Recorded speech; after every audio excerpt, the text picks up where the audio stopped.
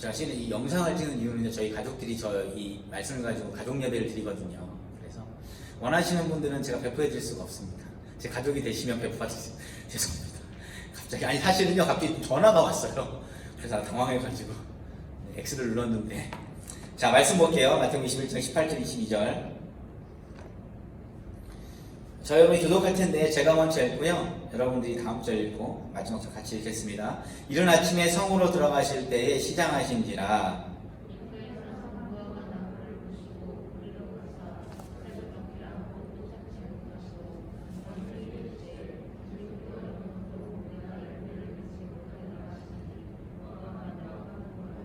제자들이 보고 이상히 여겨 이르되 무화과 나무가 어찌하여 곧 말랐나이까.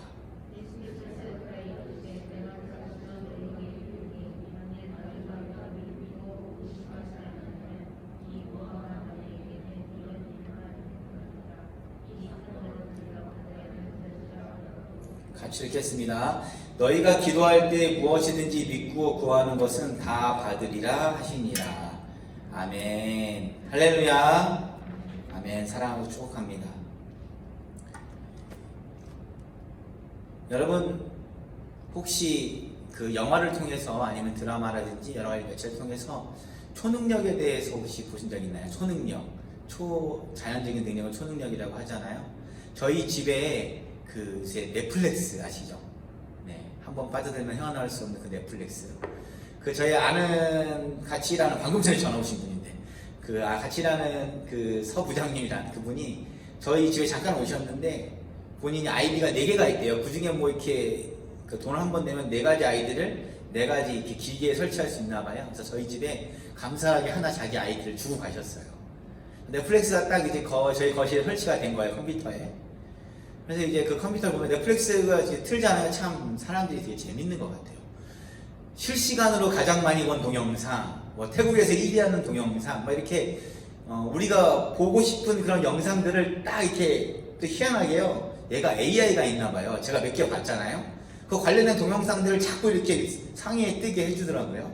참 무섭기도 하지만 여하튼 그분들에 인해서 참 덕을 누리고 있어요. 저희 아내가 가장 큰 덕을 보고 있습니다. 그런데 넷플릭스를 보는데 엄브렐라 컴퍼니라는 그런 영드가 있는데 너무 되게 재밌는 것 같은 거예요. 그래서 제가 시즌 1, 이제 2가 나왔는데 시즌 1을 제가 봤어요. 재밌더라고요. 내용이 뭐냐면 한 날짜에 6명의 아이가 태어납니다. 근데 6명의 아이가 다 초능력이 있어요. 초능력이 있는데 어떤 친구는 뭐 이렇게 말만 하면은 막 이렇게 사람들이 이제 이렇게 말대로 행동하는 그런 것도 있고, 뭐 힘이 센 친구도 있고, 뭐 귀신을 이렇게 보는 능력도 있고, 어떤 친구는 너무나 힘이 세가지고 그 능력을 주체할 수 못하는 친구도 있고. 하여튼 6친구의 이 초능력 이걸 보면서 이 엄브렐라가 되게 재밌는 거예요. 이제 이야기 스토리 시작인 것은 초능력이 있는 친구들이 어렸을 때에 엄브렐라 커뮤니티인가 컴퍼니라는 걸 만들고 이제 악한 일을 하는 사람들을 이제 정의를 실현하고, 이렇게 나이가 들어서 이제 이 친구들이 약간 이 사회에서 이제 필요가 없다. 그래서 이제 나이가 들어서 각자의 이제 일을 찾아 떠났는데, 어느 날 모든 6형제에게 소식이 전해졌는데 그 양아버지가 입양했거든요. 그 아버지가 갑자기 돌아가셨다는 이야기를 듣고 그 6명이 그 중에 한 명은 죽었구나. 딱 모여요. 다 같이 모여요. 다 같이 그 집에 모이는데 그게 이제 시즌 1의 시작이에요. 그래서 이 초능력자들을 보면서 저는 느끼는 대리만족인 것 같아요. 저런 능력이 나에게 있으면 나도 이렇게 할 텐데, 뭔가 이 정의를 실현하고 싶을 때, 그리고 저희 아내가 가장 갖고 싶어 하는 게 도라에몽은 또 어디로든지 문이거든요. 혹시 그거 아시나요? 어디로든지 문 아세요? 네. 너무 오래돼서 잘 모르시죠? 어디로든지 문이 되게 좋아요. 문을 딱 열고 가잖아요. 어디로든지 문! 하고 딱 열고 들어가잖아요. 그러면은 내가 만약에 한국 가고 싶으면 문 열고 한번 바로 나가면은 어디예요? 한국이에요. 어디로든지 문! 하고 열고 또 오잖아요. 그러면은 태국이 오고. 우리 아내는 그게 정말 갖고 싶대요. 그래서 이번에 이제 뭐 차 타고 다니기 힘들었는지 어쩌는지. 여하튼 초능력을 보게 되면 솔직히 저희 심령은 좀 이렇게 기대가 되면서 뭔가 나 저런 능력이 있으면 좋겠다라는 좀 말도 안 되는 상상도 하고 기대도 하게 됩니다. 오늘 말씀을 가만히 보면요, 예수님께서 무화과 나무를 마르게 하는 능력을 행하십니다. 만약에 오늘 말씀 가만히 보잖아요. 예수님께서 오늘 19절에 보면, 그러니까 처음에 18절에 아침에 성령이 들어올 시장하셨대요. 배가 고프다고. 무화과 나무를 딱 봤는데 잎사귀밖에 없고 열매가 없는 거예요. 예수님이 나무에게 저주를 하죠. 너는 영원토록 열매를 맺지 못하리라 라고 저주를 해요. 근데 이것만 딱 보게 되면 좀 이해하기 힘든 것도 있어요. 그리고 예수님께서 왜 이렇게 어찌 보면 별일 아닌 거잖아요. 배고플 수 있는데 왜 무화과 나무를 잡고 야 너는 평생 열매를 맺지 못할 거야 이렇게 말했다고 예수님이 처음에 좀 이해가 되지 않았어요. 그래서 그 전장을 가니까 전장은 어떤 장이냐면요, 이게 18절 보면 아시죠? 12절에 보면 예수님이 성전에 입성하시는데 장사하는 사람들이 있는 거예요. 성경에 있는 표현을 그대로 제가 읽어드릴게요. 예수께서 성전에 들어가시사 성전 안에 매매하는 모든 사람들이 내쫓으시며 돈 바꾸시는 사람들과 상과 비둘기 파는 사람들의 의자를 둘러부시고. 이해가 되십니까? 성전에 가자마자 매매하는 자들에게 예수님께서 너무 분노하시고 화가 나신 거예요. 그 상을 다 엎어버리고 의자까지 엎고 내쫓았다고 나와 있어요. 그래서 저는 이제 합리적인 생각을 한 거죠. 인간적인 마음으로. 예수님이 전날 좀 기분 나쁜 게 있어서 오늘 아침까지도 뭔가 이렇게 배가 고픈데 나무 열매도 없고 짜증나 이랬나? 이런 좀 제 개인적인 생각이었어요. 물론 그렇지 않겠지만. 그래서 제가 생각해본 건데 예수님이 좀 감정적인 분이시구나 이렇게만 생각을 한 거예요. 제가 갖고 있는 이 상황과 그리고 내가 느낄 수 있는 그 감정으로 봤을 때는 이건 짜증이다, 그냥 투정이라고 생각밖에 안 됐었는데, 오늘 말씀 저희가 서두에 슈퍼히어로에 대한 얘기를 했어요. 아까 넷플릭스 이야기하면서. 예수님은요, 여러분들 다 아실, 바다도 잔잔하게 하시고 죽은 자도 살리고 눈먼 자도 눈뜨게 하고 혈류병도 고치고 모든 기적과 이적을 행하셨던 분이고, 또 한 가지 우리가 잊지 않아야 할 사건이 오병이어 사건이 있잖아요. 사실 오병이어 사건은 거기에 찾아온 5천명, 남자만 5천이지만 만 명이라고 추산을 해요. 그들이 배고픔을 면했던 사건이에요. 그 다음에 산병이어도 있거든요. 어찌됐건 그러나 이 사건 속에서 예수님께서 배고픔을 해결할 수 있고 그 초자연의 능력이 있으신 분이 자기가 배고프다고 이 무화과 나무를 마르게 하셨을까? 그리고 저는 이런 생각을 해봐요. 예수님께서 잡히시고 나서 그 다음날 이제 공회에서 재판을 할 때부터 이스라엘 백성들 가만히 보면 그들은 그 전날까지만 해도 주님을 따르던 사람들이었잖아요. 그리고 그 중에 오병이어의 기적을 체험한 사람도 있을 수 있어요. 예수님의 병 고친 사람도 있을 수 있어요. 그러나 아무도 예수님을 변호하지 않고 그분의 편에서 그분을 같이 핍박하기 시작합니다. 골고다 언덕에 오를 때 침을 뱉게 하고요, 예수님을 저주하고 욕하고. 이들이 왜 이렇게까지 변질되어졌을까? 저는 이거 같아요. 예수님의 그 초자연적 능력을 행하셨을 때 그들 따라다녔던 유대인들은요, 여러분 아시죠? 그때 당시 로마의 신탁 통치를 받던 때잖아요. 이 정치적인 해방과 자기를 구원할 구원자, 그러니까 이제 그들의 삶이 너무나 어렵기 때문에 이 삶을 해방할 해방자가 오셨는데 너무나 허무하게 잡혀버린 거예요. 뭐야, 별거 아니잖아. 하나님의 아들이라며 이것도 하나 해결 못해? 그래서 그들은 아마 그 믿었던 그 신뢰가 배반으로 바뀐 것 같아요. 여러분도 그럴 때 있지 않나요? 제가 몇 주 전에 설교를 말씀을 드린 적이 있는데 믿는 도끼에 발등시키는 만큼 아픈 거 없다고 그랬잖아요. 그들의 분노를 가만히 보면 예수님을 정말 믿었던 것 같아요. 근데 문제는 이거였어요. 그들이 믿었던 예수님을 하나님의 아들로 진정으로 믿는 것이 아니라 우리를 그냥 이 어려움을 해결해줄, 우리의 아픔을 해결해줄, 우리의 배고픔을 해결해줄 그냥 능력자로만 생각을 했던 것이죠. 그리고 예수님께서 이 무화과 나무를 보시고 정말 시장하셨으면 무화과 나무한테 나무야 열매 맺혀져라 하면 열매 맺혔을까 안 맺혔을까요? 맺혀지죠. 근데 그렇게 안 하셨잖아요. 예수님은 능력이 있는데 그 능력을 함부로 행하지 아니하셨어요. 본인만의 유를 행하지 아니하셨어요. 왜 그랬을까요? 왜 예수님 하필 이 무화과 나무를 왜 마르게 하셨을까요? 오세영이가 오해하게 전날 성전에서 화내시고 다음날 아침 배고프다고 왜 짜증내면서 저는 이렇게밖에 생각 못했거든요. 근데 예수님의 이적 행동을 가만히 돌아보면요, 예수님은요 한 번도 본인이 행한 이적과 행위에 중심을 두지 않으셨어요. 만약 예수님께서 어떤 일을 고쳤을 때 그 사람이 간증에 일어섰을 때 주님 앞에 죄를 고백할 때 너는 이제 너의 이후의 삶을 하나님 앞에 나와 같이 아브라함과 이삭과 함께 있을 거야. 예수님은 항상 우리의 이 표면적인 삶의 중심을 두는 것이 아니라 우리 죽음 이후에 다시 태어난 그 이후의 삶, 우리 천국의 삶에 소망을 주시고 계셨는데 그 소망을 이루려면 누군가가 죽어야, 대신 죽어야 하잖아요. 대속제물이라고 하죠. 예수님 항상 그런 마음이 있으셨어요. 그래서 예수님은 본인에 대한 이적과 능력을 별거 아니라고도 얘기를 하셨습니다. 오늘 무화과 나무의 사건은 우리에게 무엇을 이야기하시고자 그렇게 행하신 것일까요?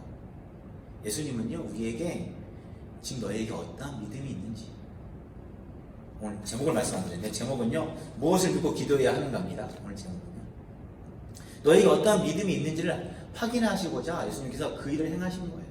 그래서 아까 말씀드린 19절까지하고 20절까지만 딱 읽게 되면요, 예수님이 무화과 나무를 마르게 하셨다가 끝날 일이에요. 그러나 그 뒤에가 더 중요합니다. 그래서 우리는요, 말씀을 읽을 때에 그 현상, 보여지고 기이한 일에 중심을 두시면 안 돼요. 오늘 말씀도 상당히 자극적이에요. 21절 보면요, 산으로 옮겨 바다에 던진대요. 상당히 너가 믿음이 있잖아, 산으로 옮겨 바다에 던진대요. 이 보여지는 현상이잖아요. 구하면 다 받을 거야. 우리가 하나님의 말씀을 볼 때에 그 보여지는 형상에 따라서 현상에 집중하게 되면 오해하게 되는 것이고, 만약에 저처럼 예수님께서 행하셨던 그 일, 기적만 가지고 봤을 때는 오늘 이 사건이 해결되지가 않는 것입니다. 우리 말씀을 볼 때, 아니 또 우리가 주님 앞에 신앙생활을 하고 주님의 천국에 이르는 그 길에 여정이 시작되고 그 일을 행할 때에 그 기이한 일과 기적 같은 이 현상에 집중하지 않았으면 좋겠어요. 물론 하나님께서 그렇게 행하시기도 하시잖아요. 그런데 예수님도 분명히 별거 아니다라고 하셨어요. 예전에 제가 한번 동영상 보여준 적 있잖아요. 그 필리핀에서 태풍이 오는데 주위에 이러는데 그때 태풍이 이렇게 휙 가더라고요. 막 찬양하고 난리가 난 거예요. 근데 여러분, 한 가지 제가 좀 잘못된 정보를 받았는데 이게 이단이라는 얘기가 또 있더라고요.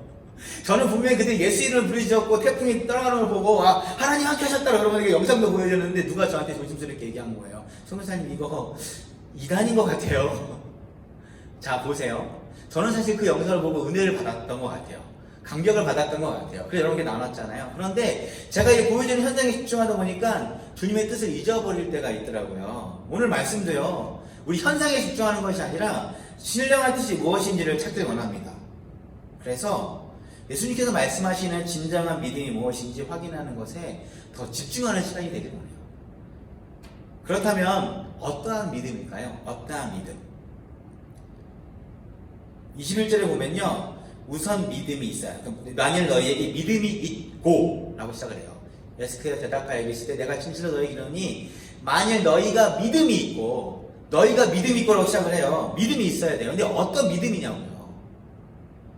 사실 이 말씀은요, 마가복음 11장에도 동일한 이야기가 나오는데, 사실 마가복음 11장은 좀 약간 순서가 달라요.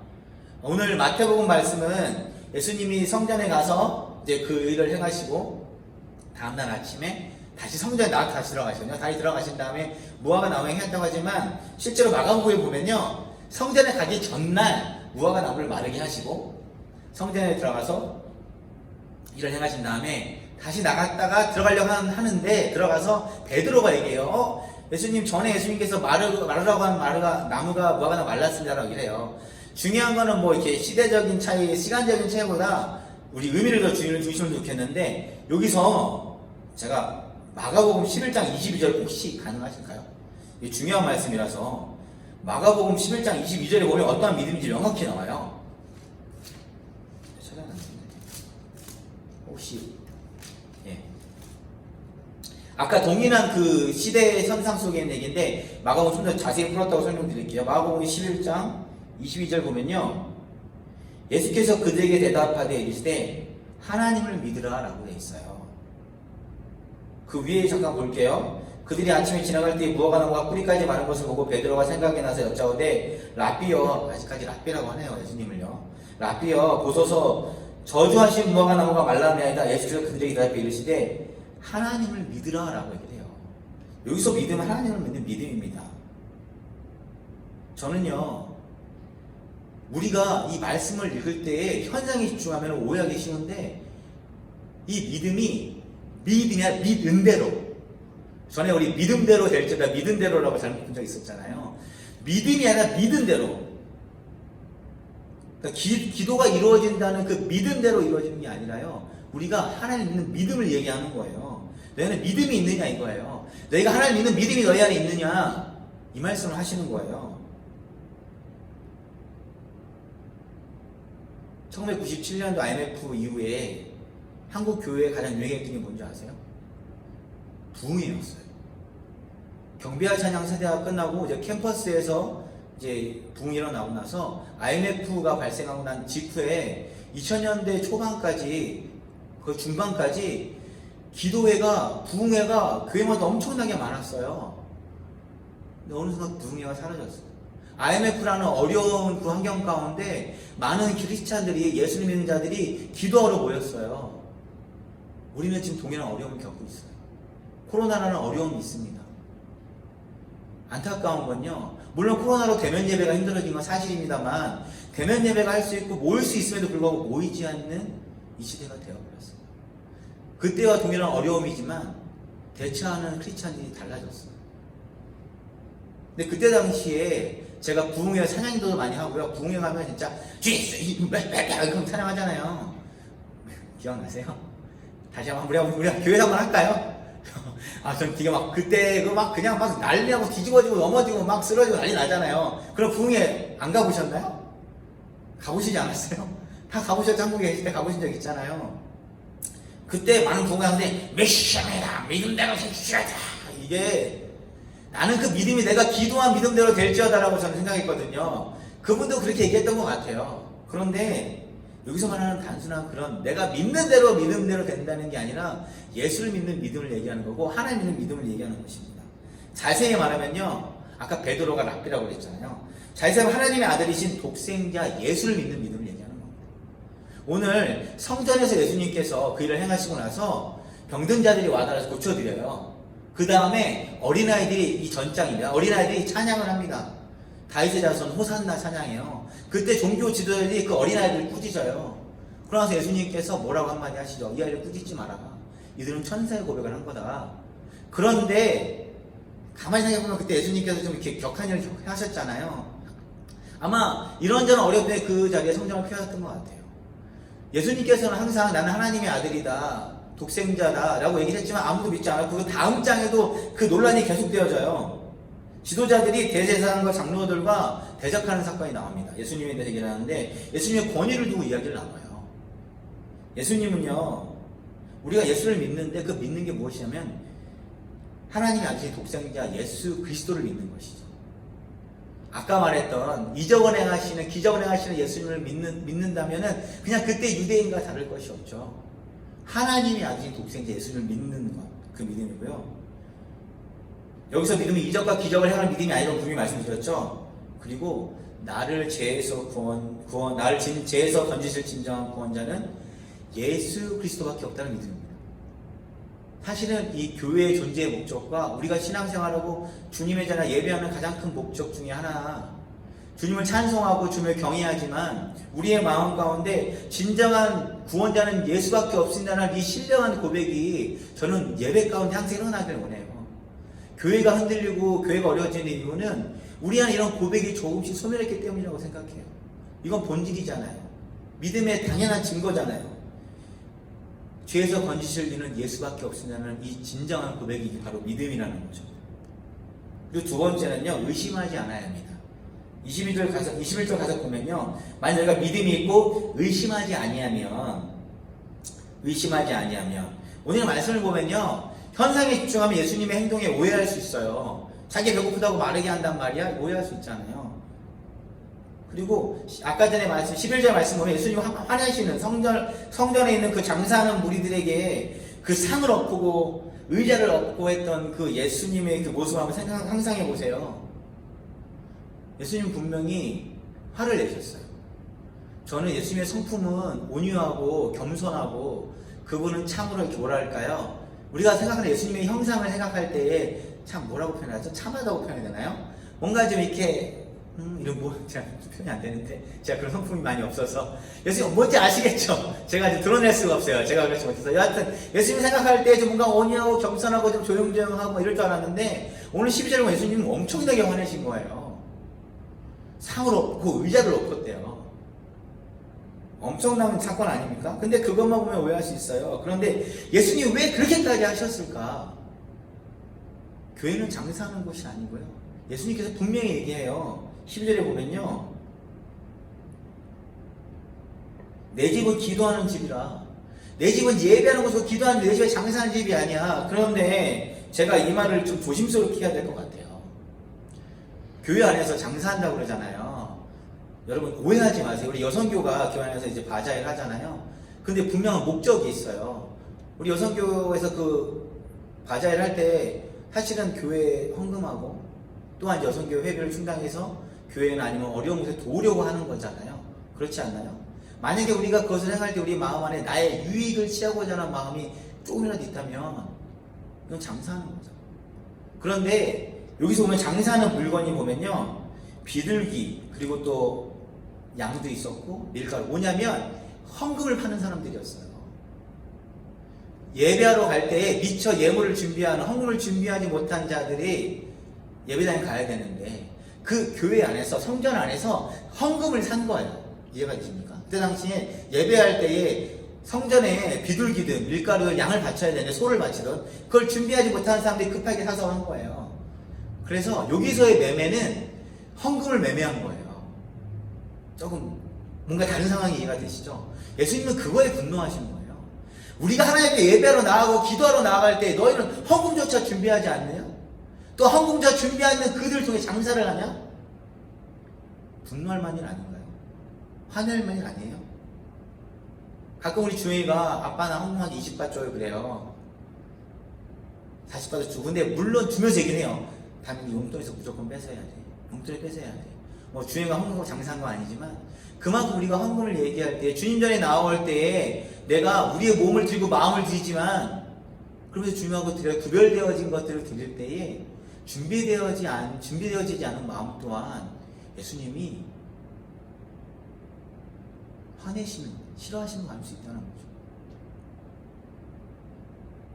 현상을 바라보는 것이 아니라 그 의미를 생각할 때는 이해가 되고 오해하지 않습니다. 예수님 절박하셨던 것 같아요. 그러나 예수님의 뜻을 이해하면 오해하지 않고 먼저 그의 뜻을 헤아려야 합니다. 왜 그러셨는지 그의 마음을 이해해야 됩니다. 제가 일찍 결혼하고 나서 하은이가 태어났는데 돈이 좀 없어서 부모님 댁에 좀 얹혀 살았다고 표현할게요. 정확히 얹혀 살았으니까 10개월 동안 살았는데 저희 어머니와 저희 아내와 희한한 갈등의 구조가 생기는 거예요. 서로 미워하지 않았어요. 서로에게 불편함을 절대 주지 않았어요.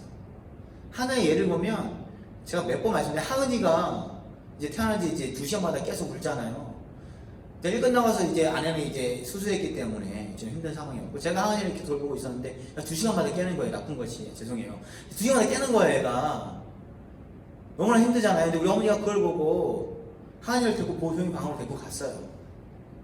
하은이가 또 2시간마다 저희 어머니와 함께 안 깼을까요? 분명히 깼죠. 근데 우리 아내는 그 모습이 우리 어머니를 생각하는 마음에 조용히 가서 하은이를 다시 데리고 온 거예요. 저희 방으로. 자, 서로 미워하는 일인가요? 서로 섬기는 일이었어요. 서로가 불편한 말이죠. 근데 우리 어머니도 그렇고 아내도 그렇고 오해하기 시작한 거예요. 우리 어머니는 내가 애를 못 볼까봐 그러니. 참 말도 안 되는 일이잖아요. 저희 어머니가 상당히 지혜로우세요. 그래서 저희 어머니가 저희 분간시켜 주셨어요. 같이 살면 안 되겠다. 분명히 이 사건은요 서로를 배려하고 서로를 사랑하는 마음이 생겼던 사건이에요. 물론 우리 어머니가 하나님을 대표하는 건 저를 사랑하는 마음에 그랬을 수도 있어요. 그럼에도 불구하고 서로 미워해서 생긴 오해가 아니라 서로 배려하고 서로에게 도움을 주려고 했던 일이 오해가 생기는 것이더라고요. 사랑도 오해를 갖습니다. 우리를 사랑하시는 예수님의 마음이 변함없다고 믿으면 우리는 오해할 수 없어요. 만약에 내가 생각했던 것과 그분이 조금 다른 행동을 할지라도 그래도 이분은 나를 진정으로 사랑하시고 나에게 가장 큰 유익을 주시는 분이다라는 마음이 충만하면 오해하지 않아요. 예수님이 무화과 나무를 마르게 했다 하더라도 오해하지 않아요. 성전에 가서 그들의 삶을 엎질르고 화를 내도 오해하지 않아요. 그분의 마음을 알기 때문에. 이것이 바로 의심하지 않는 것입니다. 우리나라 예수님의 사랑을 우리가 온전히 믿고 이해하고 그 현상을 바라볼 때 오해하지 않게 돼요. 이해가 되고 분명히 어떠한 뜻이 있어서 그러시겠지. 그리고 세 번째는 무엇이든지 믿어야 합니다. 22절에 보면 너희가 기도할 때 무엇이든지 믿고 구하라 그랬어요. 자, 이 무엇이든지 믿고 구하라. 이 말씀은요, 많은 부흥 강사들이 하시는 말씀이세요. 너희가 기도할 때 무엇이든지 믿고 구하라. 구하는 것은 다 받으리라. 이 시간에 믿음으로 기도합시다. 하나님 주시옵소서. 행하시옵소서. 주님의 능력을 보여주시옵소서. 우리 믿음으로 기도합시다. 여기서 믿음은 뭐예요? 내가 원하는 것이 되고자 하는 믿음 아니에요? 저는 지금의 그분의 의도는 알지 못하지만 저는 그렇게 이해했어요. 그때 당시. 내가 이 시간 뜨겁게 믿음을 달라고 기도하면 지금 주시는구나. 자, 분이 주시기도 하시는데 여기서 말하는 믿음은 그런 1차원적인 믿음이 아닙니다. 무엇인지 믿는다는 것은 전능하신 하나님을 인정하는 것입니다. 무엇이든지 믿는 것, 전능하신 하나님을 인정하는 것인데 우리가 내가 원하는 대로 기도가 응답이 되지 않아도 믿는 믿음이 무엇인지 믿는 것이에요. 이해가 되시나요? 내가 원하는 대로 기도가 되지 않아도 그래도 하나님이 뜻이겠거니 믿는 믿음이 무엇이든지 믿는 것이에요. 어렵나요? 이해되시죠? 무엇인지 믿는다는 것은요, 전적인 도우심을 이야기하는 거예요. 하나님 주님 뜻대로 행하시옵소서가 무엇이든지 믿는 믿음이죠. 하나님 내 뜻대로 해주시옵소서가 아니라 하나님 주님 뜻대로 해주시옵소서, 이게 바로 무엇이든지 믿는 믿음인 것이죠. 제가 해외 영업부에 있었잖아요. 그래서 태국 같은 경우는 제가 2001년도에 놀러 왔다가 2003년도에 출장으로 왔었어요. 태국은 되게 일찍 왔었어요. 그런데 어찌됐건 제가 출장 갈 때 저희 회사에서 저를 기대하는 마음이 있었어요. 제가 그때 5팀장이었거든요. 5팀장에 나가면 무조건 장비를 팔고 온다 이거예요. 저는 해외 나가면은 이렇게 하루라도 자면서 8나라에서 돌아다녔거든요. 그 부담이 있어가지고 저는 어떻게든 오다를 따갖고 왔어요. 막 데모 나갈 때 같이 병원 가서 미팅 같이 해주고 어떻게든 막 사인 받아오고. 회사는 저를 믿는 믿음이 있었습니다. 쟤는 가면 무조건 장비 팔고 와. 전적인 신뢰였죠. 저한테는 부담이었지만. 이게 비슷한 맥락이 모르겠지만 우리가 그 전적인 믿음, 예수님을 향한 하나님을 믿는 전적인 믿음이 있으면, 전적인 도우심을 의지하면 그분이 뭘 하시는 간에 믿게 되는 거죠. 나의 안에 무엇이든지 믿는 이 믿음, 이 믿음이 충만했으면 좋겠어요. 내가 원하는 것과 다른 일이 생겼을 때 실족하는 것이 아니라 그럼에도 불구하고 하나님은 나에게 가장 좋은 것을 허락하셨다라는 그 믿음. 여러분 안에 그런 믿음이 있는 줄 압니다. 저희 안에 그런 믿음이 충만하기 원합니다. 항상 좋은 곳으로 채워주고 도와주고 계신다는 믿음. 지금 여러분은 하나님께서 가장 좋은 것으로 이미 채워주셨습니다. 그래도 부족하죠. 그래도 좀 더 필요한 것들이 있잖아요. 저 같은 경우는 가장 큰 짐이 이제 학비라는 짐이 있고, 또 해결해야 될 여러 가지 빚도 있고, 하나님의 도우심이 분명히 필요해요. 그러나 저는 그것 때문에 하나님께 기도를 쉽게 못하겠어요. 그리고 제 고백을 조금만 잠깐 더 드리면요, 하나님께서 제가 하나님께 구하는 걸 주시잖아요. 그럼 꼭 체하더라고요. 저는. 하나님 주세요 하면 하나님 주세요 하면 주시거든요. 저는 그거 먹으면 체해요. 뭔지 모르겠지만 체해요. 그래서 하나님께 달라는 기도를 잘 못하겠어요. 지금까지 주신 것도 너무 많잖아요. 그래서 너희가 기도할 때 무엇이든지 믿고 구하는 것은 다 받으리라 하시니라. 오늘 20절 말씀인데, 기도할 때 이루어진다는 믿음으로 기도해야 합니다. 그냥 맹목적으로 주님 뜻대로 해주시옵소서라고 알아서 해주세요 이게 아니라, 우리가 바라는 것을 믿음으로 기도해야 되는 건 맞아요. 그러나 나의 뜻이 아닌 하나님의 뜻대로 이루어진다는 믿음이 더 커야 됩니다. 하나님 이렇게 되기 원합니다. 그러나 주님 뜻이 다르시다면 그렇게 행하시옵소서.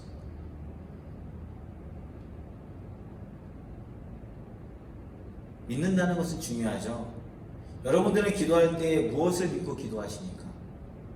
우선 문제 해결, 즉 보여지는 현상을 믿어서는 안 됩니다. 제가 비자도 없었고 차도 없었고 또 여러 가지 힘든 일을 많이 겪었잖아요. 여러분들은 다 아시죠? 제가 매주에 잠깐 고백을 드려서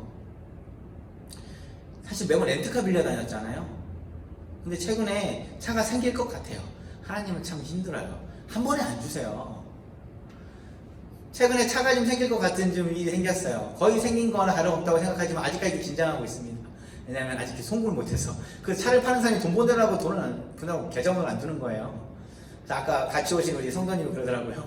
그럼 아직 산 거 아니에요? 맞아요, 아직 산 건 아니에요. 내 거 아니에요, 아직.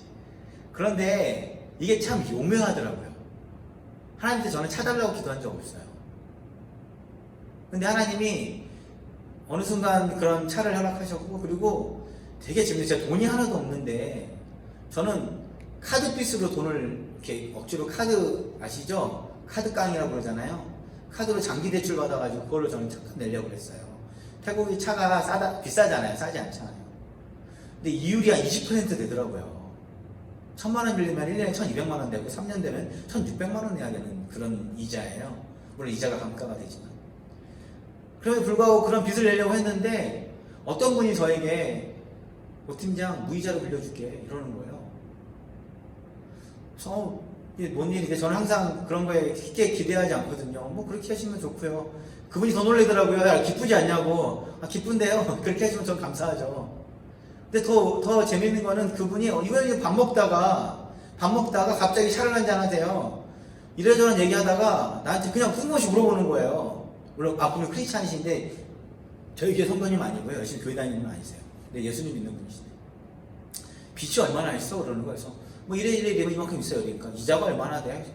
뭐 옛날에 뭐 신용물량 같은 데 한 10%도 되게 비싸요. 그러니까 가만히 생각하니 그거 우선 내 돈으로 갚을래? 그러는 거예요. 저도 똑같죠. 그럼 좋죠. 근데 그분이 처음에는 제가 10%짜리 이자인데 3%를 해줄게 그러는 거예요. 그래서 얼마나 감사해요. 그 원금이 엄청 조금 까였더라고요. 열심히 냈는데 이자 이만큼 원금 이렇게 뭔지 아시죠? 100만 원 내면은 이자가 70만 원, 원금 30만 원 점점 이렇게 하는 거 있잖아요. 1년 넘게 냈는데 그 원금의 4분의 1, 5분의 1밖에 안 깎여진 거예요. 근데 이제 그 3%라니까 얼마나 기분이 좋아요. 바로 거기서 그냥 그 큰 금액을 송금하더라고요, 제 계좌로. 그래서 빚 다 처리했어요. 내가 그럼 달마다 얼마씩 드리면 될까요? 하고 이제 다 이렇게 얘기했는데 다음 날 아침 7시에 전화가 온 거예요. 오팀장, 내가 어떻게 선교사한테 이자를 받냐? 형편되는 대로 갚아 오르는 거예요. 오묘하지 않나요? 하나님께 차달라고 기도하지 않고 이런 식으로 하나님 응답하실 줄 몰랐어요. 하나님의 그렇게 계획 응답하고 계시더라고요. 하나님 뜻대로 되기 원합니다. 욕심내지 않게 해주세요. 내 생각대로 되지 않게 해주세요. 아버지의 섭리와 방법대로 해주세요.